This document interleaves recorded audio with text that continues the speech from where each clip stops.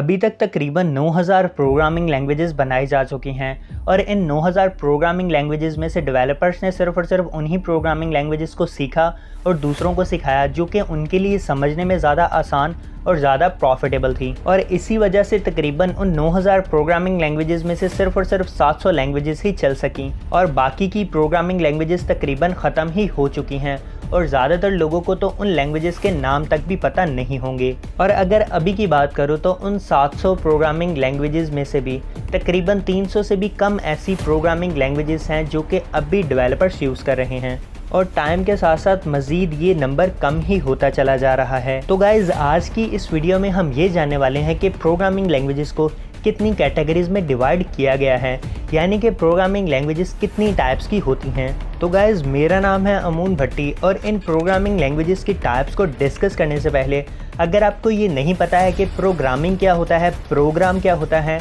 और एक प्रोग्रामर किसे कहा जाता है, तो काइंडली मेरी आपसे रिक्वेस्ट है कि डिस्क्रिप्शन में आपको एक वीडियो का लिंक मिलेगा, पहले आप उस वीडियो को देख लें।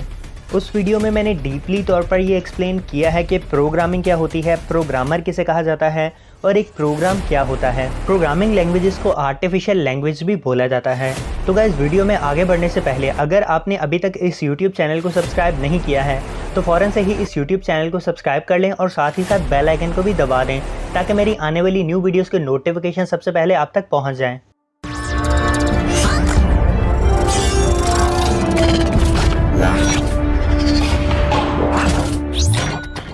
चलिए तो guys let's get started. Guys computer programming languages को 2 कैटेगरीज में डिवाइड किया गया है, पहली लो लेवल लैंग्वेज और दूसरी हाई लेवल लैंग्वेज।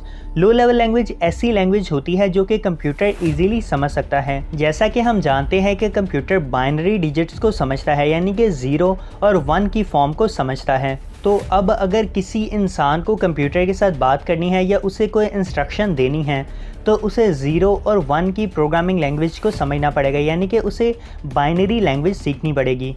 तो ये एक बहुत ही मुश्किल टास्क है कि इंसान कंप्यूटर की लैंग्वेज यानी कि 0 और 1 को सीखे और बाद में उस लैंग्वेज में कंप्यूटर के साथ बात करे, यानी कि कोडिंग करे। तो इसी चीज़ से बचने के लिए हमने यहाँ पर हाई लेवल प्रोग्रामिंग लैंग्वेजेस को इंट्रोड्यूस किया। अब हाई लेवल प्रोग्रामिंग लैंग्वेजेस ऐसी लैंग्वेजेस होती हैं जिसे कि इंसान ईजिली समझ सकता है।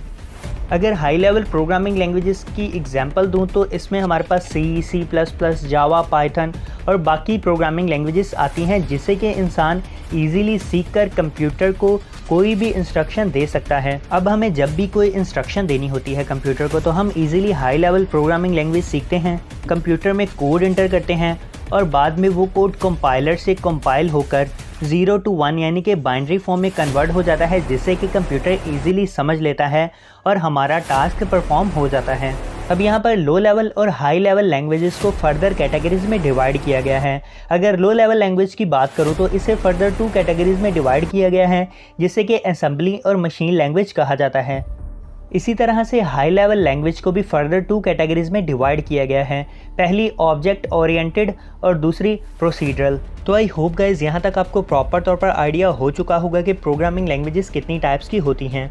अब नेक्स्ट आने वाली वीडियोस में हम लो लेवल प्रोग्रामिंग लैंग्वेजेस की दोनों टाइप्स असेंबली लैंग्वेज और मशीन लैंग्वेज को डीपली तौर पर स्टडी करेंगे और इसके साथ साथ हम हाई लेवल लैंग्वेज की भी दोनों टाइप्स ऑब्जेक्ट ओरिएंटेड और प्रोसीजरल प्रोग्रामिंग लैंग्वेजेस के बारे में भी जानेंगे। तो आई होप गाइस आपने आज की इस वीडियो को एंजॉय किया होगा। तो मिलते हैं आपसे नेक्स्ट वीडियो में। Take care and good bye.